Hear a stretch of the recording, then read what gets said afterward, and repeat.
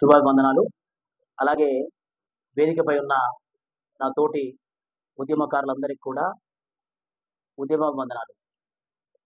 ఈరోజు జాతీయ బీసీ సంక్షేమ సంఘం ఆధ్వర్యంలో తెలంగాణ ప్రభుత్వం ప్రవేశపెట్టిన 42% రిజర్వేషన్ బిల్ ఏదైతే ఉందో దీనిని అమలును వెంటనే చేపట్టాలని డిమాండ్ చేస్తూ ఈ మీడియా సమావేశాన్ని ఏర్పాటు చేయడం జరిగింది. మీరు చూస్తే మిత్రులారా, ఈ నెల 18న తెలంగాణ ప్రభుత్వం అసెంబ్లీలో 42% రిజర్వేషన్లు, విద్య, ఉద్యోగ, రాజకీయ రిజర్వేషన్లు అమలు చేస్తూ ఒక తీర్మానాన్ని ప్రవేశపెట్టింది, చట్టాన్ని ప్రవేశపెట్టింది. దీనికి జాతీయ బీసీ సంక్షేమ సంఘం తరఫున మేము ఇదివరకే కృతజ్ఞతలు తెలియజేశాం. అలాగే 18న అసెంబ్లీ తీర్మానం పెట్టిన తర్వాత మేము 19న ఢిల్లీలో తెలంగాణ భవన్లో మీడియా సమావేశాన్ని ఏర్పాటు చేసి 42% రిజర్వేషన్ బిల్లుకు భవిష్యత్తులో ఎలాంటి న్యాయపరమైన అడ్డంకులు రాకుండా, ఇబ్బందులు రాకుండా దీన్ని కేంద్ర ప్రభుత్వానికి పంపించి రాజ్యాంగంలో షెడ్యూల్ 9లో పొందుపరచాలన్న విషయాన్ని కూడా మేము స్పష్టంగా తెలియజేయడం జరిగింది. మరి అదే సందర్భంలో మేము తెలంగాణ ప్రభుత్వాన్ని ఏమంటున్నామంటే, చట్టాన్ని మీరు ఏదైతే అసెంబ్లీలో చట్టం చేశారో ఈ చట్టాన్ని అమలు చేసే బాధ్యత కూడా వెంటనే మొదలుపెట్టండి. స్థానిక సంస్థల రిజర్వేషన్లో ఏదైతే 42% రిజర్వేషన్లు ఉన్నాయో దీన్ని స్థానిక సంస్థల రిజర్వేషన్లు అనేవి రాష్ట్ర ప్రభుత్వపు ప్రక్రియలో, రాష్ట్ర ప్రభుత్వ పరిధిలోనే ఉంటాయి. దీనికి కేంద్ర ప్రభుత్వమో లేదంటే రాజ్యాంగంలోనో పొందుపరచాల్సిన అవసరం లేదు ప్రస్తుతానికి. అలాగే మీరు కామారెడ్డి డిక్లరేషన్లో చెప్పిన విధంగా స్థానిక సంస్థల రిజర్వేషన్లే కాకుండా ప్రభుత్వ కాంట్రాక్ట్లలో, ప్రభుత్వ మెయింటెనెన్స్ కాంట్రాక్ట్లలో కూడా నామినేటెడ్ పోస్టులలో కూడా 42% రిజర్వేషన్లు, బీసీలు మీరు ఎంత ఉంటే మీకు అంత వాటా ఇస్తామని చెప్పేసి రాహుల్ గాంధీ గారు కూడా స్పష్టంగా తెలియజేయడం జరిగింది. పలు సందర్భాల్లో ముఖ్యమంత్రి రేవంత్ రెడ్డి గారు కూడా ఈ విషయాన్ని స్పష్టంగా తెలియజేయడం జరిగింది. మరి రాష్ట్రంలో కులగణన జరిగిపోయింది, దానికి సంబంధించిన బిల్లు వచ్చింది. మరి ఆ బిల్లులో ప్రస్తుతానికి మీ పరిధిలో ఉన్నవి స్థానిక సంస్థల రిజర్వేషన్లు, అలాగే నామినేటెడ్ పోస్టులు, ప్రభుత్వ కాంట్రాక్ట్లలో తక్షణమే 42% రిజర్వేషన్ని మీరు వెంటనే అమలు చేయాలని చెప్పేసి మేము ఈ సందర్భంగా రాష్ట్ర ప్రభుత్వాన్ని డిమాండ్ చేస్తున్నాం.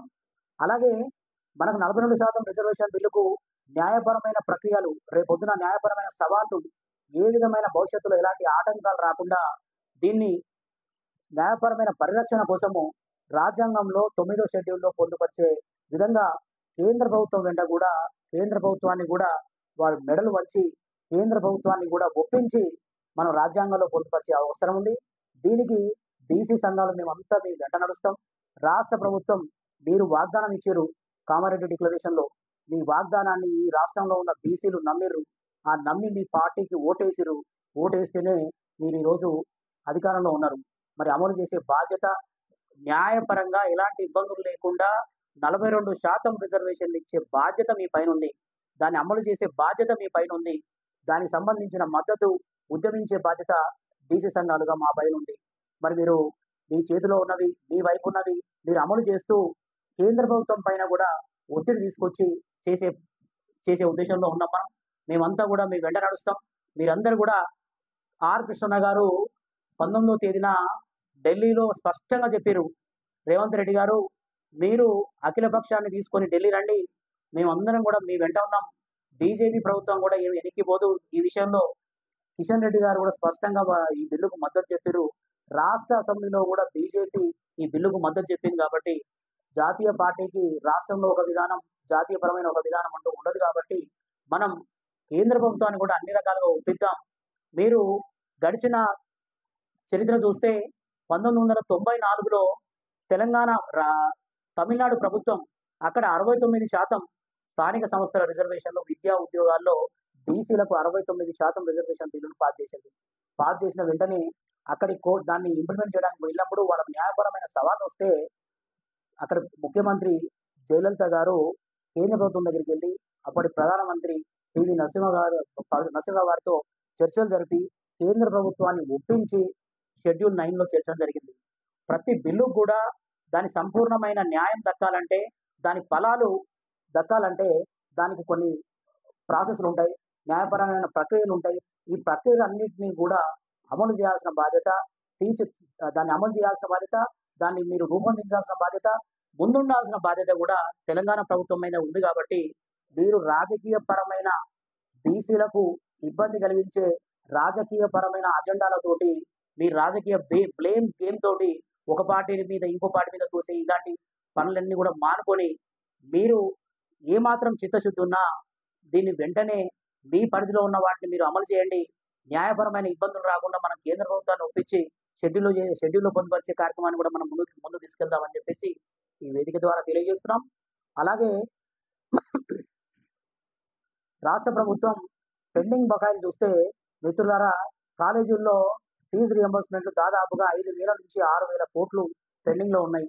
మరి మొన్న బడ్జెట్ చూస్తే బీసీలకు మొత్తం అన్ని రకాల కార్యక్రమాలకు సంబంధించి సంక్షేమ పథకాలకు అన్ని రకాల పద్దుల రూపంలో కేటాయించింది 11,000 కోట్లు మాత్రమే.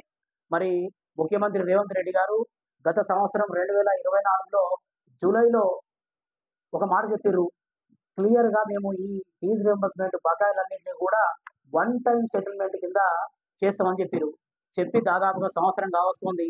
ఆల్రెడీ పరీక్షల సమయం వచ్చింది, పరీక్షలు నడుస్తున్నాయి. పరీక్షలు అయిపోయిన తర్వాత కాలేజీలు సర్టిఫికేట్లు ఇచ్చే దగ్గర విద్యార్థులను తీవ్ర ఇబ్బందులకు గురి చేసే అవకాశం ఉంది. విద్యార్థులకు సకాలంలో సర్టిఫికేట్లు రాకపోతే వాళ్ళు పై చదువులకు వెళ్ళడం కానీ, ఉద్యోగ అవకాశాలకు వెళ్ళడం కానీ వాళ్ళకి ఇబ్బంది అయ్యే అవకాశాలు ఉంటాయి. కాబట్టి మీరు చెప్పిన విధంగా వన్ టైం సెటిల్మెంట్లో ఈ ఫీజు రియంబర్స్మెంట్ మొత్తం బకాయిలను కూడా వెంటనే క్లియర్ చేయాలని చెప్పేసి ప్రభుత్వానికి తెలియజేస్తున్నాం. అలాగే ఈ మధ్య కాలంలో ప్రభుత్వం వాళ్ళ నిధులు సమీకరణ కోసం అని చెప్పేసి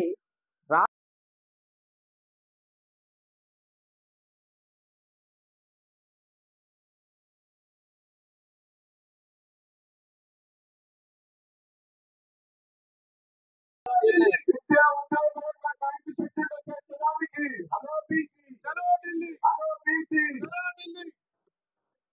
బీసీ కులాల ఐక్యత, టైగర్ ఆర్టిస్ట్ గారి నాయకత్వం, టైగర్ ఆర్టిస్ట్ గారి నాయకత్వం, బీసీ కులాల ఐక్యత, బీసీ కులాల ఐక్యత, బీసీ కులాల ఐక్యత.